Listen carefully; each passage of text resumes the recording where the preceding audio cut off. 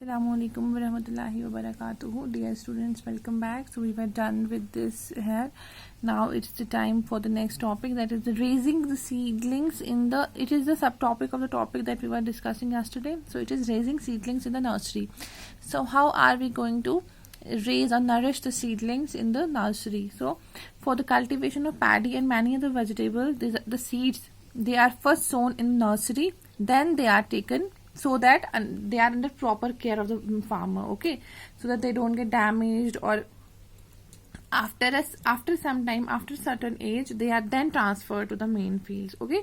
So the seeds, they are not directly sown in the field, but they are sown in the nursery first, and after some time they are then transferred to the main field. So the process of this taking the seedlings from the nursery to the main field is known as transplanting, okay.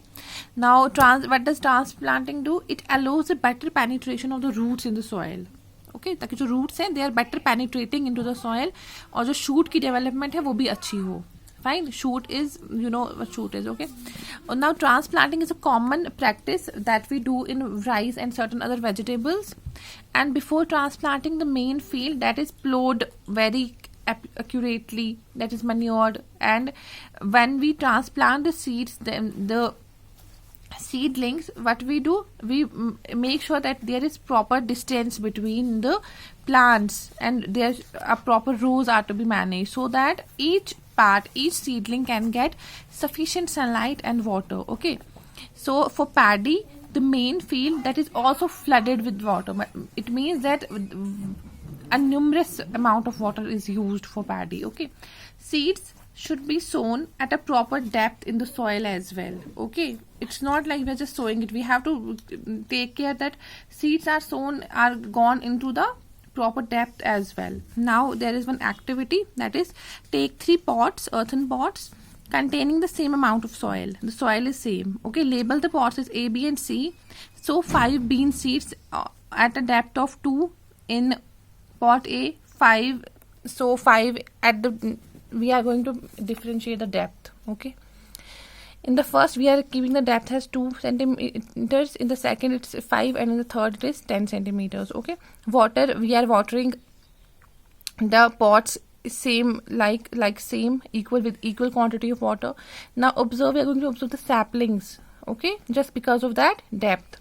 The plant in pot B show healthy growth in comparison to B and C, because the seeds germinate more easily when the depth is up, when the depth is proper.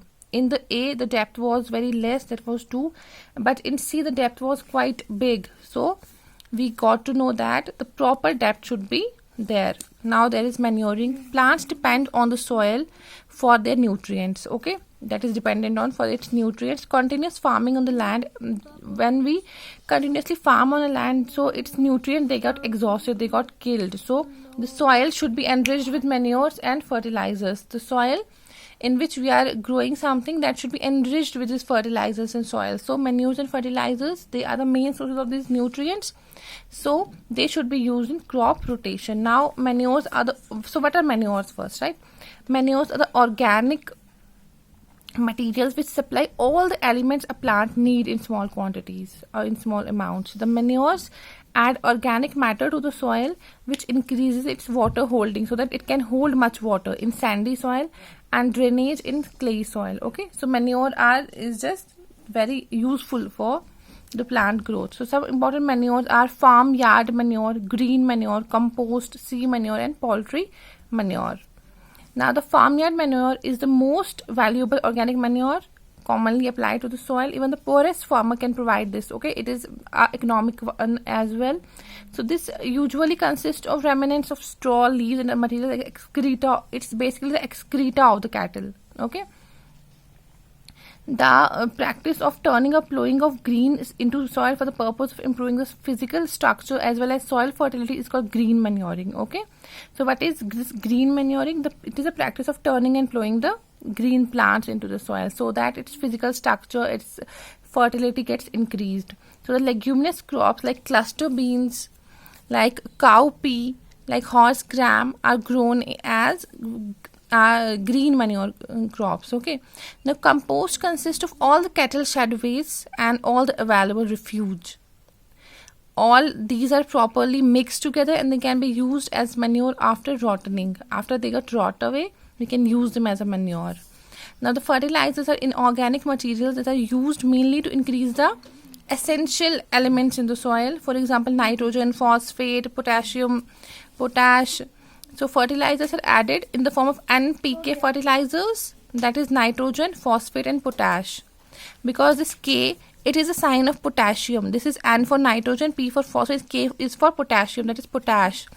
Other fertilizers are ammonium, calcium and ammonium nitrate, CAN, calcium ammonium nitrate, urea and the super sulfate, etc.